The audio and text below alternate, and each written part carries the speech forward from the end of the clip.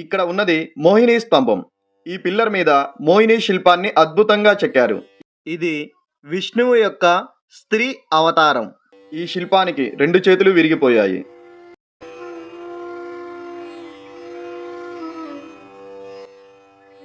ముఖాన్ని 3 భాగాలుగా విభజిస్తే ముక్కు 3వ వంతు ఉంటుంది.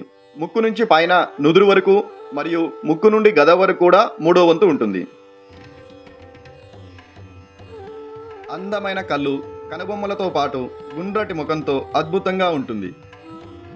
తల మొత్తం బాడీలో 7వ వంతు ఉంటుంది. ముఖం వెడల్పు, నడుం వెడల్పు సమానంగా ఉంటుంది. కాలు చూడండి, 2వ వేలు బొటన వేలు కంటే పొడవుగా ఉంటుంది. అంటే ఈ శిల్పానికి పద్మిని శ్రీ లక్షణాలు ఉంటాయంట. ఈ స్తంభం మొత్తం కూడా ఒకే రాయితో చెక్కారంట. అందుకే కావచ్చు ఈ టెంపుల్ని యునెస్కో వరల్డ్ హెరిటేజ్ సైట్గా గుర్తించారు.